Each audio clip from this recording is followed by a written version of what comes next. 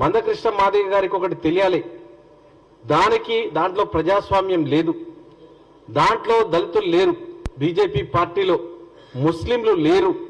మరి ఏ విధంగా ఆయన బీజేపీని సపోర్ట్ చేస్తా ఉన్నారో ప్రజలందరూ గమనించాలని నేను కోరుతా ఉన్నాను.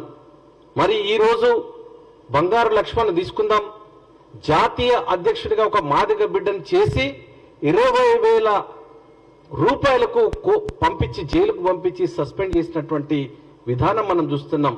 ఒక జాతీయ అధ్యక్షుడిని కాపాడుకోలేనటువంటి పరిస్థితి బీజేపీ ఆనాడు కల్పించింది. ఈ రోజు మనం నిన్నటికి నిన్న అద్వానీ గారికి భారతరత్న ఇస్తూ ఇటు ప్రధానమంత్రి ఇటు అద్వానీ గారు చైర్లో కూర్చోవడం, మన రాష్ట్రపతి ముర్ము గారు నిల్చోవడం, వాళ్ళు ఇచ్చే గౌరవం దళితులకని నేను గుర్తు చేస్తా ఉన్న మందకృష్ణ మాదిగ గారు ఎటు పడితే అటు తూగడం కాదు. ఒకటి అంబేద్కర్ గారు అన్నారు, మీకు తెలుసు, ఆత్మాభిమానం కన్నా రైట్స్ ఎప్పుడు గొప్పవి కాదు అని. కాబట్టి ఎప్పుడు కూడా మీరు ఆలోచించుకొని మాట్లాడే ముందు, మీరు రేవంత్ రెడ్డిని విమర్శించే ముందు ఒక్కసారి ఆలోచించండి.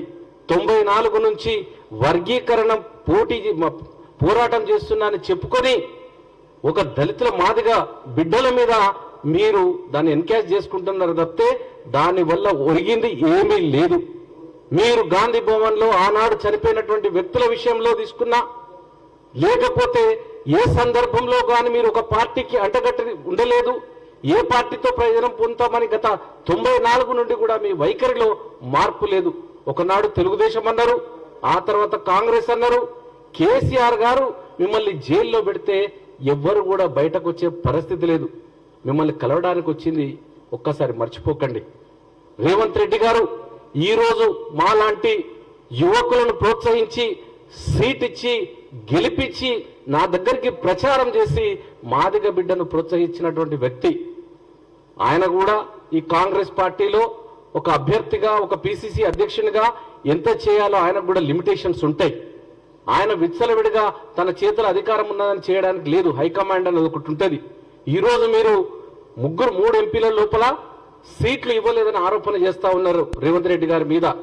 మరి వరంగల్లో సాంబయ్యకి ఇద్దామని సాంబయ్య ఆయనతో పాటు రేవంత్ రెడ్డి గారితో పాటు 2017లో కాంగ్రెస్ పార్టీలో చేరడం జరిగింది. ఆయనకే ఇద్దామనుకున్నాం, కానీ కొన్ని అనివార్య కారణాల వల్ల శ్రీహరి గారు వస్తున్నారని, ఒక పెద్ద ఆయన పార్టీకి వస్తున్నారని ఆయన అడిగినటువంటి వాళ్ళ కూతురుకు సీట్ ఇవ్వడం కోసం ఆయన త్యాగం చేయాల్సి వచ్చింది.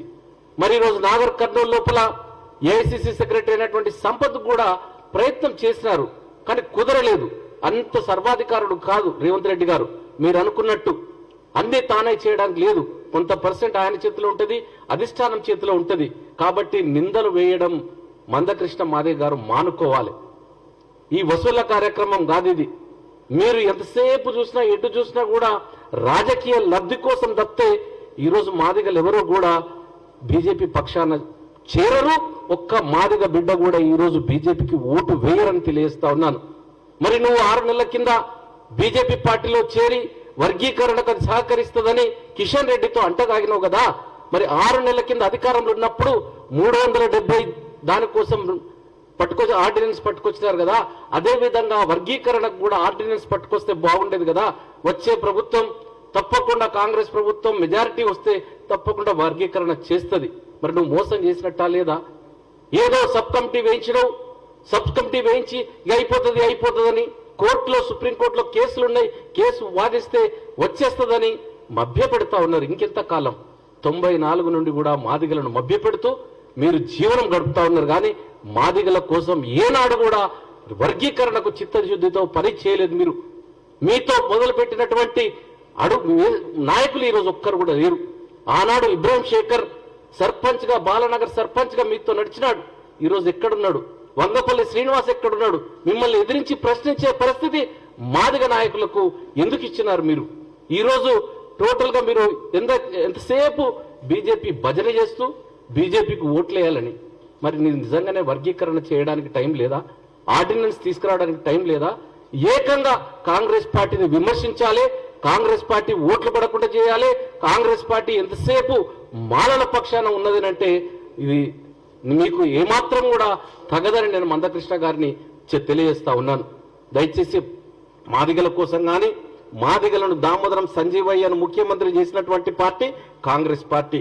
ఈ రోజు ఏఐసిసి అధ్యక్షులు ఖర్గే గారు దళితుడు, ఈ తెలంగాణకు ఆనుకొని ఉన్నటువంటి కర్ణాటకలో పుట్టినటువంటి వ్యక్తి.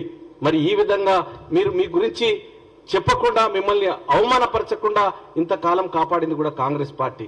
మీరు జైల్లో ఉన్నప్పుడు కేసీఆర్ గారు జైల్లో వేసినప్పుడు కూడా మీరు చాలా వరకు ఎవరు చూడడానికి కూడా రాలేదు. ఏ దళిత నాయకుడు కూడా రావడానికి లేదు. నేను వచ్చినాను, నేను నిన్ను పరామర్శించడానికి వచ్చినాను.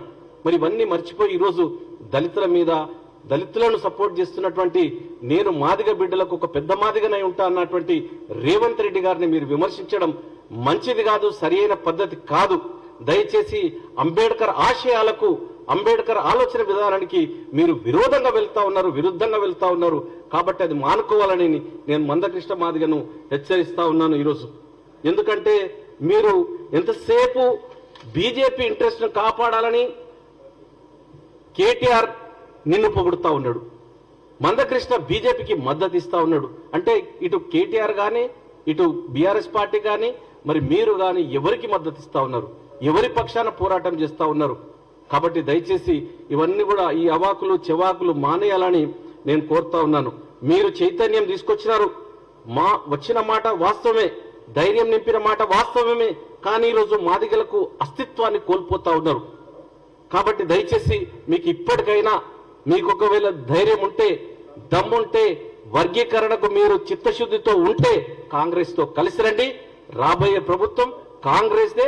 తప్పకుండా ఈసారి కాంగ్రెస్ ప్రభుత్వం వచ్చిన తర్వాత దళితుల కోసం ఖచ్చితంగా వర్గీకరణ చేస్తామని, మాదిగలకు వర్గీకరణ చేసి 80 లక్షలున్న మాదిగలకు 12 లక్షలు ఉన్నటువంటి మాలలకు న్యాయం చేస్తామని కాంగ్రెస్ పార్టీతోనే అది సాధ్యమని మీకు తెలియజేస్తూ, ఇప్పటికైనా ఈ ఊకదంపుడు ఉపన్యాసాలు మాదిగలను రెచ్చగొట్టడం, మాదిగల ఆత్మగౌరవాన్ని మీరు తాకట్టు పెట్టొద్దని మీకు పత్రికాముఖంగా విజ్ఞప్తి చేస్తా ఉన్నానని తెలియజేస్తా ఉన్నాను.